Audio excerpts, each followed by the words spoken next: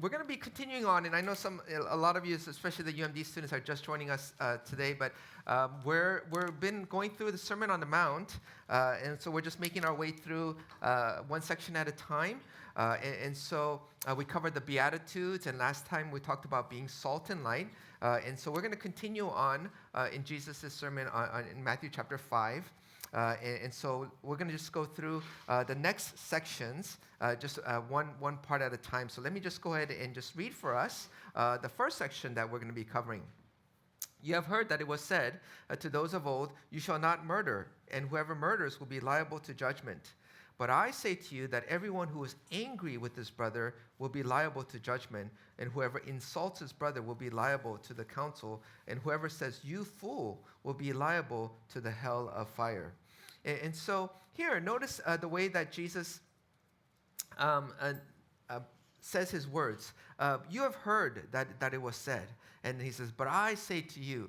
And Jesus will do this repeatedly throughout the Sermon on the Mount. And so what is going on here? So is it one of these things where Jesus is sort of upping the ante? And so I don't know if you guys remember how you were when you were arguing with your friends way back in elementary school, and you would say, oh yeah, and you would say, "Yeah, well, my dad, he could take this basketball and he could dunk on your dad. But not only that, but he could do a triple somersault on his way to the basket. Oh yeah, well, my dad could do a quadruple dunk on your dad." And is it one of those kind of upping the ante? Is that what Jesus is doing here? And as we'll go through each of these sections, what Jesus teaches us is he teaches us the heart of God behind the law. And not only the heart of God behind the law, but as you will come to see, Jesus teaches profound truths about human nature, how our hearts operate. And as we study these sections, I think you and I will come to appreciate, wow, Jesus' teaching about human nature is so profound. It really does. As I read the Sermon on the Mount, as I study on the Sermon on the Mount, for me, it affirms that Jesus is who he claimed to be, God in the flesh, the Son of God in our midst. Now, so let's start with just that first section where he says, you have heard it was said, "Do not murder." But then he says, anybody who is angry, anybody who insults his brother, anybody who calls his brother "you fool," will be liable to the hell of fire, will be liable to receiving God's judgment. And so what is Jesus saying in these words? He's saying that, okay, everybody agrees, and it's kind of it should be a given, that everybody agrees that murder is evil, that we should not engage in murder. Of course, everybody is on the same page with that. But Jesus is teaching us through these words that murder starts somewhere. It has a root somewhere. It starts with that kind of anger. It starts with that kind of contempt towards another human being. I wish you were dead. I wish you were not alive. You're such a fool in looking down on this other fellow human being. That at the root of that kind of anger that manifests in that terrible evil of murder, it starts way before that with that bubbling up of that anger that many of us are tempted to say, well, it's just anger. What's the big deal?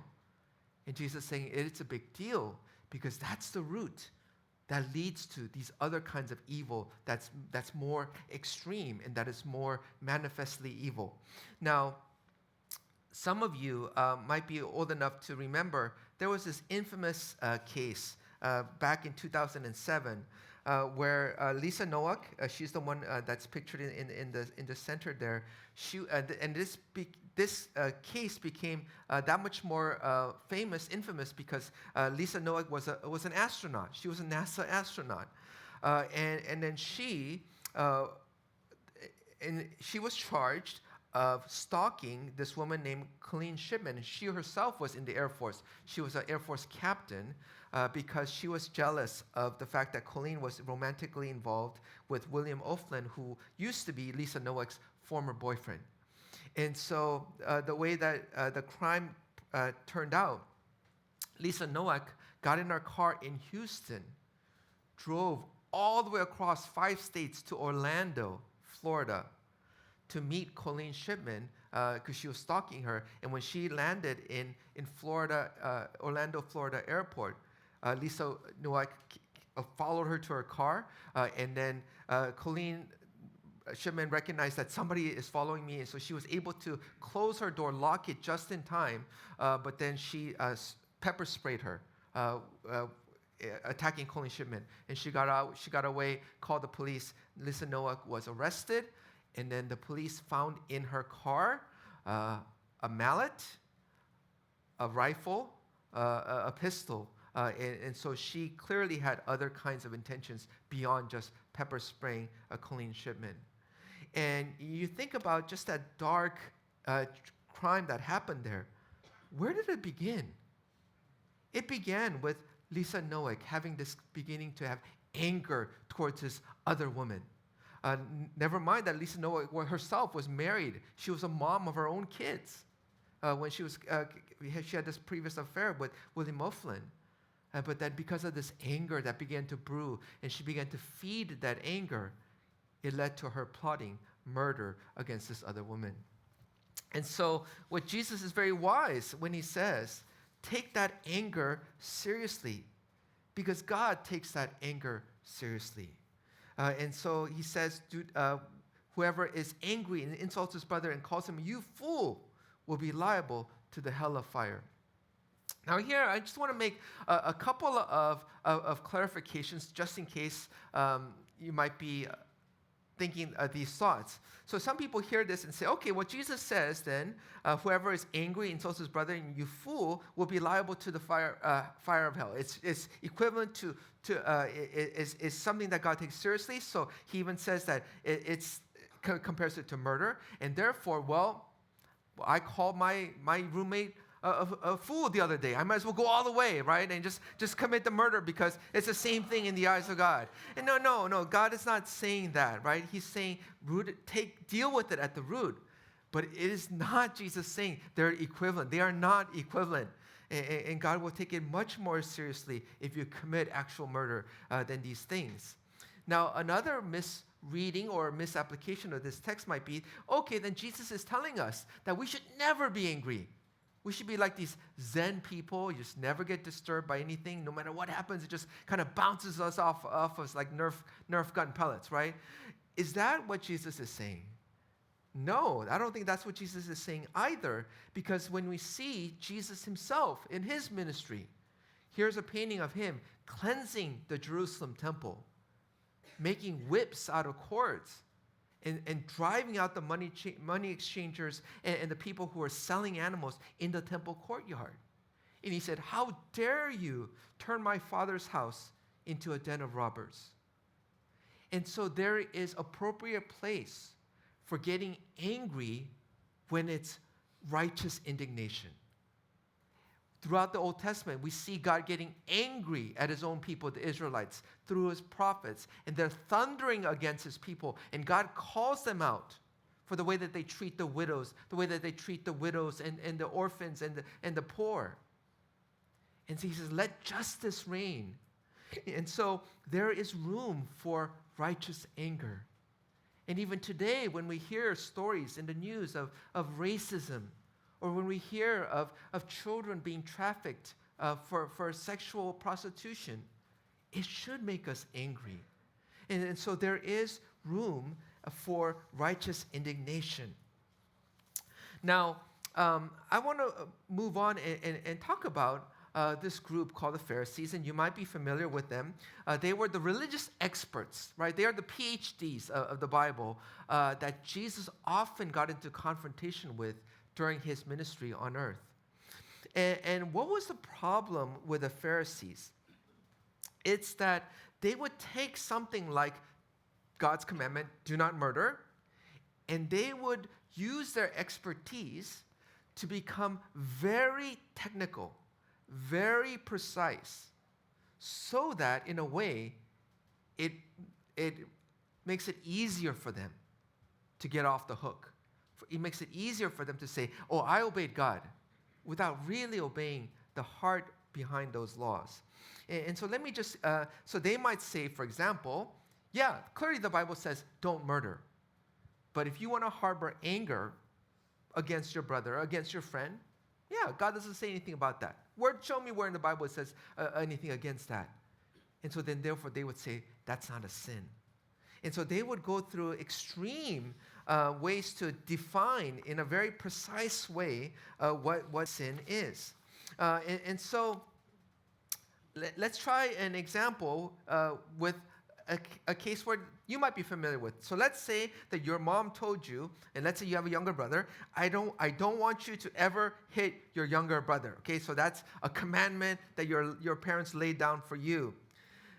Discuss now, if you were a Pharisee and you're very super precise in defining terms, how would you take this commandment from mom, I don't want you to hit your younger brother, and somehow work around it, okay, for your own benefit, okay? So why don't you go ahead and have some fun with it and discuss that for just 1 minute, okay?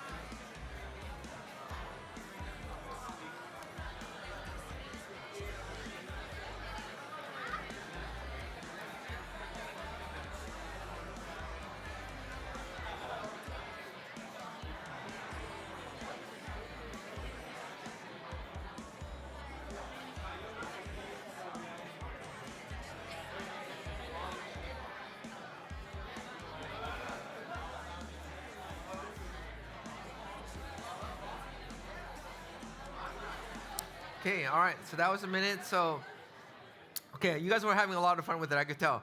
Okay, so yeah, I mean, a Pharisee growing up, and his mom told him this, would say something like, okay, well, I'm going to define hit as taking my fist and having impact on my younger brother. Okay, so long as I don't violate that, can I pinch him? Can I push him down? Because that's not technically hit, right? Can I spit on my brother, right? Can I verbally abuse my brother and bully him? All of those things would be, quote unquote, legal or right according to that kind of approach. And so if you were able to come up with any of those examples that I just came up with, so you would be an awesome Pharisee. You would have made an awesome Pharisee. And that was their problem. They approached all of God's laws in that way. It's been said by the scholars that there are 613 laws in the Old Testament, in Scripture. But then the Pharisees made an additional 1,500 more laws above that, so that in their views, they said, okay, well, here's the 613 commandments. We don't want to violate that because that's clearly from God. And so if we build these fence with 1,500 other laws around it, then we'll be extra safe in not violating God's commandments. And so take, for example, the fourth commandment, keep the Sabbath, right? In Exodus 20, we read, God saying this through Moses, remember the Sabbath day to keep it holy. 6 days you shall labor and do all your work. But the seventh day is to the Lord your God. On it you shall not do any work. So the key words are obviously work, right? And then on the seventh day, do not do any work. Okay, so if you're a Pharisee, how would you go about approaching this in their kind of Pharisaical way? Well, they really began to define what work is. Because God didn't say in Exodus what work is. He just made it common sense. I know, you guys all know what work is. But the Pharisees said, no, we're going to define what work is. So, okay, I'm going to have you guys discuss this as well. Okay, in that picture is, sorry, it's a little gross. There's a boy spitting. There's a lady swatting a fly. And there's a lady looking at the mirror. Okay, according to the Pharisees' definition, all of those equals work. Okay, so for 60 seconds, for 1 minute, discuss why those could be interpreted as work. Okay, have fun with it.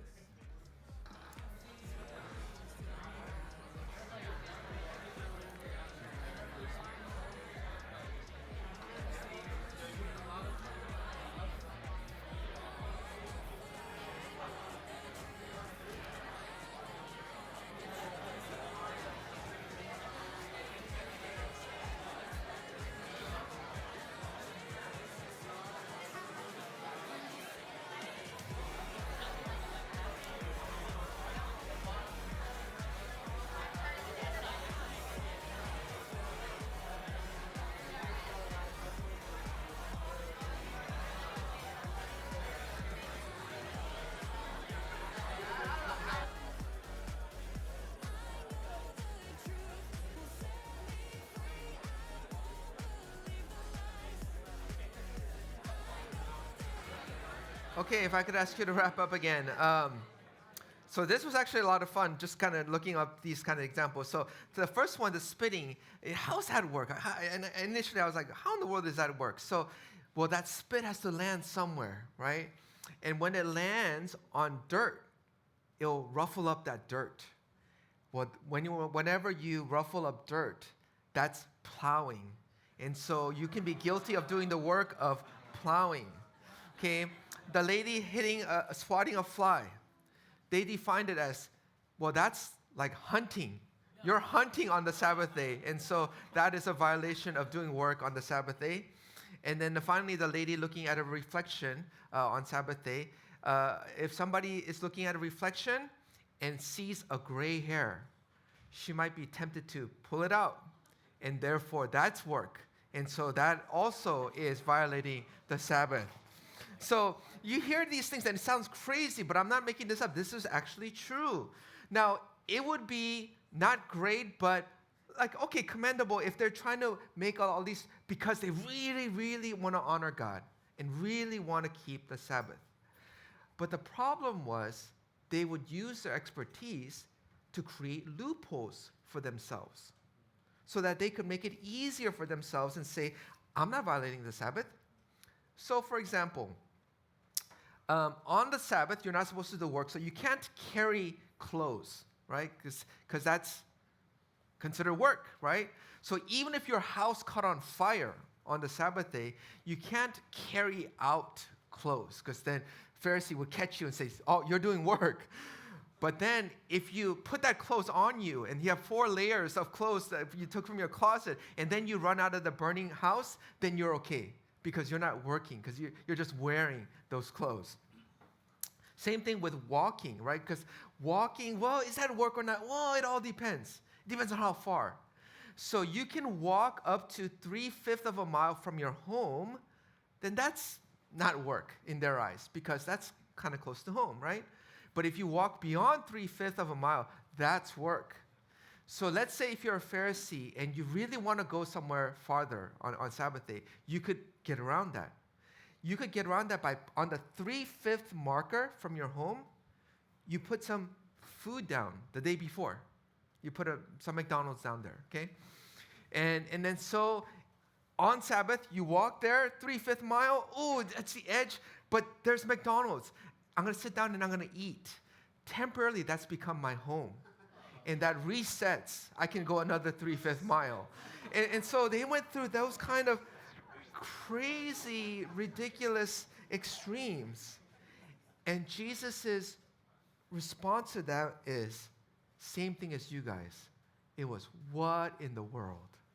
What in the world? Jesus said in Matthew 23, you blind guides, straining out a gnat and swallowing a camel. And so they created these huge loopholes in order to justify, I'm not sinning against God. I'm an expert. I know how to get around these things.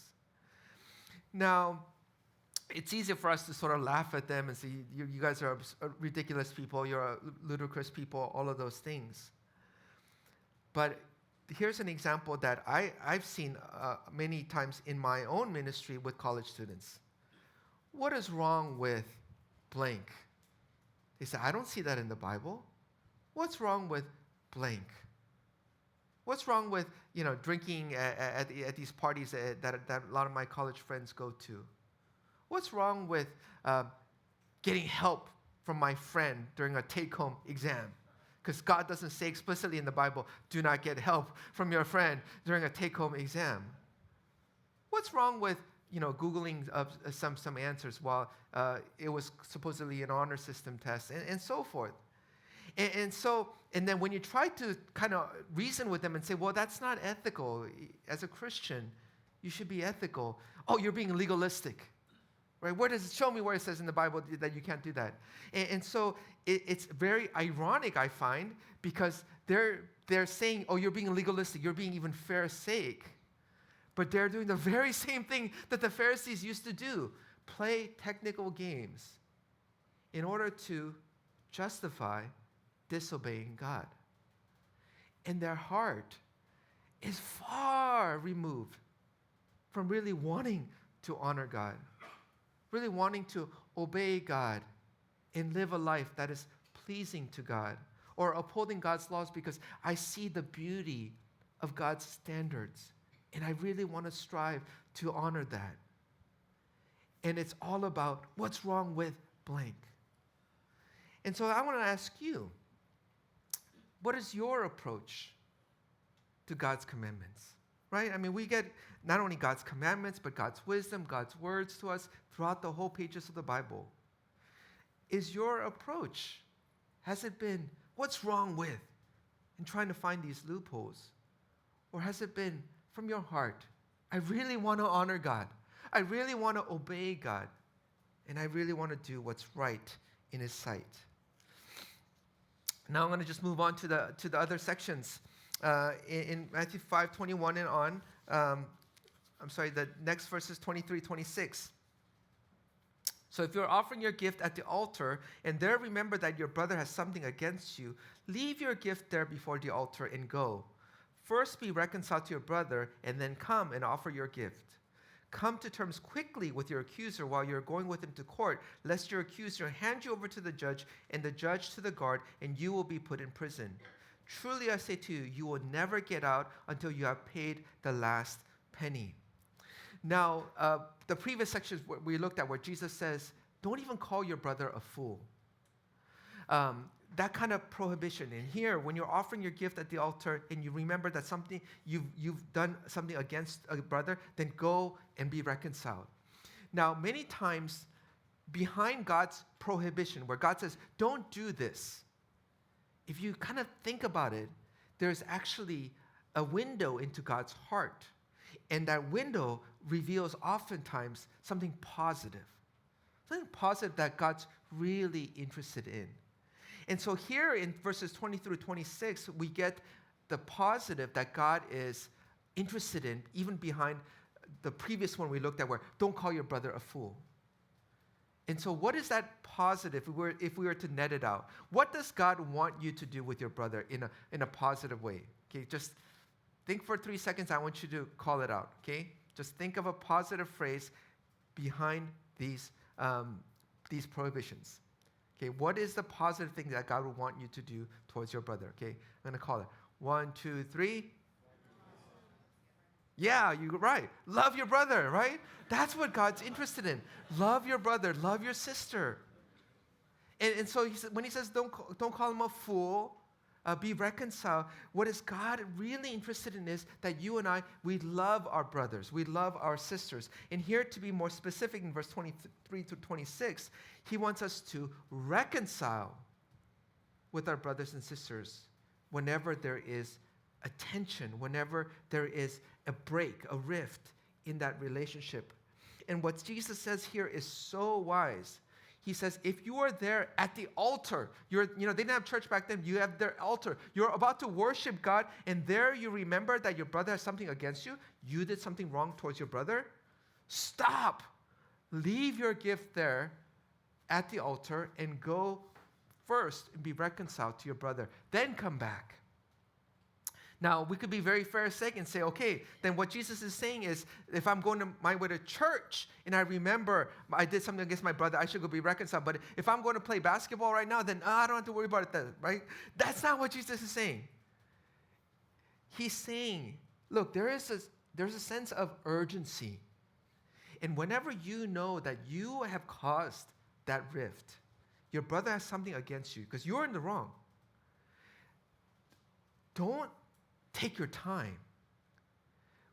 ASAP, with a sense of urgency, reconcile that relationship. And what Jesus says here is so wise because that's how human nature works. Think about the last time that you knew that there was this tension between you and your friend. And so, I don't know, you somehow wronged him. Maybe you were supposed to have lunch with him, and then you just totally, ditched him and you didn't even text him, say, I'm sorry, I can't make it or whatever. Or let's say you gossip behind your friend's back, and so there's this tension between you. And you know it, and he knows it. Now, let's say you don't quickly reconcile as Jesus tells us to do here. Stop whatever you're doing. Go and reconcile. And you know that there's this awkward tension between you. And you're too proud to go and make peace. And so you avoid that friend. And whenever a group of your friends are hanging out together, and you know that that friend's going to be there, you say, oh, sorry, busy, I'm not going to be there. And then you're sort of letting this tension build. And then let's say your friend that you offended doesn't come to you. Say, hey, I noticed that things are not cool between you and me. Can we just talk about it? Let's say your friend doesn't do that. And then you begin to feel a sense of resentment towards your friend for not doing that. You say, what's wrong with him?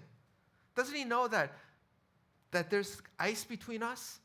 Why isn't he coming to make peace with me? Why doesn't he want to talk it with me? Oh, does he not like me? Does he think he's better than me? Does he think that I'm a jerk? Does he think that, oh, he's morally, high horse because I did this to him and now he's feeling like, yeah, he can look down on me? And then you begin to make up all kinds of reasons to vilify that friend. All kinds of reasons to say why he's now in the wrong, why he's now the wicked one between us. And this is how human nature is. And Jesus, knowing this, says, as soon as you detect there's some animosity between you and that other party, don't waste time. You go and you talk it through. You apologize. You say, it's my fault. Whatever it is that you need to make things right, you reconcile with that brother or sister. And I think there's such wisdom in what Jesus tells us there. Now, Jesus says in verse 27 and 28, you have heard that it was said, you shall not commit adultery. But I say to everyone who looks at a woman with lustful intent has already committed adultery with her in his heart. And so a Pharisee might take offense at this and say, oh, but God never said in the Ten Commandments, don't have lustful thoughts. He said, don't commit adultery. But what is Jesus getting at here? Again, it's that same logic he's been using before. Well, where does that adultery start from? It starts somewhere. What is the root of that adultery? Long before it actually becomes adultery, it starts with lustful thoughts. And so a person who says, I know that I'm married and I know that I shouldn't be going on dates with my ex-girlfriend or ex-boyfriend if you're a woman. But what if they begin to become hyper-technical and say, okay, so I know that would be wrong and that would lead to adultery, but what if I just get on a long phone call with my ex? Is that okay? What if I get on a FaceTime call or a Zoom call? Is that okay? That's not adultery. And so that would be, in Jesus' perspective, no, you don't understand. You're toying with fire. And again, what Jesus is interested in is something positive that he cares about. He's trying to protect. And in this case, it's the sanctity of marriage, the blessing of marriage. And he says, don't even allow a lustful thought, a lustful look to threaten that blessing of your marriage. And in that context, he goes on to say, if your right eye causes you to sin, tear it out and throw it away. For it is better that you lose one of your members than your whole body to be thrown into hell. And if your right hand causes you to sin, cut it off and throw it away. For it is better for you to lose one of your members than your whole body to go into hell. Now, what is Jesus saying here? Is Jesus saying literally to mutilate ourselves, to cut off our eye, to cut off our hand? No, because even a blind person can have lustful thoughts, right? So in that sense, I don't think he's saying literally, but what he's saying is we need to be willing to go through drastic measures in order to cut out sin from our lives. We need to be able to take what the world would consider extreme measures in order to prevent sin from creeping into our life. Now, this is the wisdom behind what is considered guardrails. So, Pastor Andy Stanley at North Point talks about in his book about guardrails. And guardrails you've seen it all. All of you have seen guardrails. You see them on roads. Particularly, they're on roads where it would be very dangerous if you came off the road, and like there's a cliff and you would die. And so then they would put these guardrails. And Andy Stanley says these guardrails, he's noticed, are always well within safety. In other words, notice there's all this safe space. The engineers who design roads, they don't put the guardrail like right here on the edge to see how far we can get before the car topples over, right? It's always well within a safety margin. And what Jesus is saying to us here is we need these kinds of moral guardrails in order to protect us from sin. And so in that book, he talks about if you're a married person, this is what he tells to his congregation members. If you are a married person, these are the guardrails he gives. Don't travel alone with the opposite sex. Don't ever travel alone on business trips. Don't eat alone with opposite gender. Don't confide with members of opposite gender. And when you feel your heart drifting towards someone, then you confide that to somebody and get prayers, get help. These are guardrails that he gives to his congregation members who are married. And I think it makes a lot of sense. It's what Jesus is saying here. It's better to lose an eye, lose a hand, rather than to end up sinning and ending up, as he says there.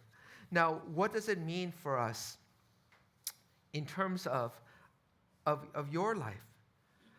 So for us, practically speaking, it might be such guardrail as, okay, I have a struggle with pornography on the internet. I have a struggle with watching those kind of sites that I know that as a Christian, I should not be engaging in that. And so your guardrail might be, whenever I'm on my laptop, I'm not going to be in my room behind closed door. I'm going to always use my laptop in a public space, like the dining table, so that my roommates know they can see my computer. It might even be getting rid of your smartphone and just getting a phone that can only make phone calls, right? Because that's all ultimately you need a phone for. But, oh no, that's so extreme. Oh, that's so far. How can I live without my smartphone? What Jesus says, if your eye causes you to sin, gouge it out. If your hand causes you to sin, cut it off. And so Jesus would say, yes, even go through extreme measures. It's better than sinning. It's better than letting your heart be polluted by all of those toxic images. Think about that woman, the astronaut Lisa Novak. What if she instituted guardrails in her life? And so she would bump against those guardrails long before it led to her almost committing murder. And so what are the guardrails that you can have in your life? What are some guardrails that may seem in the eyes of the world extreme, but from the eyes of God, it's worth it because you're protecting something very precious by instituting those guardrails in your life.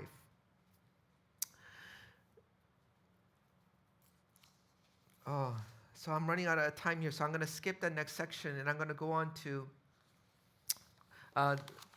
33 to 37. Again, you have heard that it was said to those of old, you shall not swear falsely, but you shall perform to the Lord what you have sworn. But I say to you, do not take an oath at all, either by heaven, for it is the throne of God, or by the earth, for it is his footstool, or by Jerusalem, for it is the city of the great king. And do not take an oath by your head, for you cannot make one hair white or black. Let what you say simply be yes or no. Anything more than this comes from evil. So what is the background in which Jesus is saying this? So again, when we go back to the Pharisees, the contemporaries, those who were criticizing Jesus during his ministry, they would take the different verses in their Bible, in the Old Testament, where God said, do not violate your oath. And they would say, okay, let's make that a little bit more precise. If you make an oath and if you swear, and you swear based upon God's name, oh man, then you better keep that oath. You better honor that.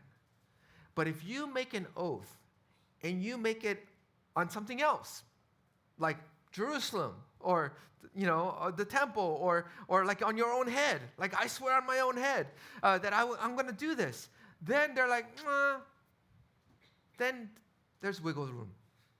Then even though technically you made an oath, you didn't make an oath on God's name. And so it wasn't like that third tier oath. And so, yeah, you don't have to keep that oath. You're fine if you don't keep that oath. And Jesus is saying, again, what in the world? He says, let your answer either be yes or no. Anything more than this comes from evil. What is that evil? Anything more comes from this evil being basically like the evil one, Satan. And what's his native language? It's to lie. Jesus says he's the father of lies. And so whenever we engage in our words, and it's meant to deceive people, whenever it's not plain spoken, let your yes be yes, let your no be no, Jesus says that comes from the evil one. And as people of the light, we learned about salt and light last Sunday. We need to be people who are plain spoken. You don't have to back up what you say with, oh, but I swear based upon God's name or anything else. But we need to be people of integrity where people can say, oh, I trust what your words say at face value because you speak in very plain spoken way. What you say, what you leave out, it's never sort of to put a spin so that you look better. But you speak very honestly, very plainly. So, if your parent calls you and you're talking on the phone and your dad or mom says, oh, how's this semester going? How's school this semester? And you say, oh, it's going okay, Mom, but, my professor in chemistry is really bad this semester. Yeah, so that class is not going well. And you leave it at that. Is that being plain spoken?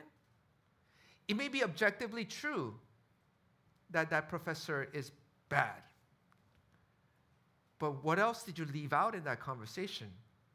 The fact that you've been procrastinating, that you've been skipping class, that you have not been studying for your chemistry, and so that's why you're doing poorly in that class. But you leave all of that out. And you just say, oh, but my professor is bad. My friends all agree that professor is bad. That comes from evil. And Jesus says that we are to be plain spoken. That's what it means to be his disciple, right? So Sermon on the Mount is given to be those who are his disciples. And so let your yeses be yes. Let your no's be no. Do not spin. Do not try to manipulate the person who's on the receiving end of your words by playing these word games that technically may not be lying, but it comes from evil. Now, as I go through these sections one at a time, murder, adultery, and now you're here talking about being plain spoken, what is the heart of what God is saying? Because these are not simply teachings to memorize and say, okay, so I got to memorize. Okay, when I speak, I got to be plain spoken. And Jesus made it very easy. On another occasion, a teacher of the law, one of these experts, these Pharisees says, teacher, which is the greatest commandment in the law? And he said to him, you shall love the Lord your God with all your heart, with all your soul, and with all your mind. This is the great and first commandment. And the second is like it. You shall love your neighbor as yourself. Remember, behind every prohibition, there's something positive that God is trying to protect. And if we can obey from our heart these two commandments, love the Lord your God with all your heart, with all your soul, and all your mind, and second, love your neighbor as yourself, then we've automatically obeyed Sermon on the Mount. when it comes to adultery, when it comes to anger, when it comes to keeping our words plain spoken. We would automatically do all this if we obey these two that Jesus says is the greatest commandments. And so my exhortation as we wrap up this message is, let this be your focus. Really focus on loving your God with all your heart, with all your soul, and all your mind. And then second, love your neighbor as yourself. And if you do, then all of those other teachings that we covered regarding anger and lust and being plain spoken will be automatic. And we would say, oh yeah, of course. Because I'm trying to love God. And I'm trying to love my neighbor as myself. Okay, let me go ahead and just give you some time to just apply and pray based upon today's message. So what are some ways that you can identify with being like those Pharisees, trying to play games to justify your sins and saying, oh, that's not right, or that's not wrong? And what are some ways that you can, this week, love God with all your heart and soul and love others as yourself? So let me go ahead and give you some time to just pray or just write down some of your personal response, and then I'll have the closing band come up and lead us in a closing song.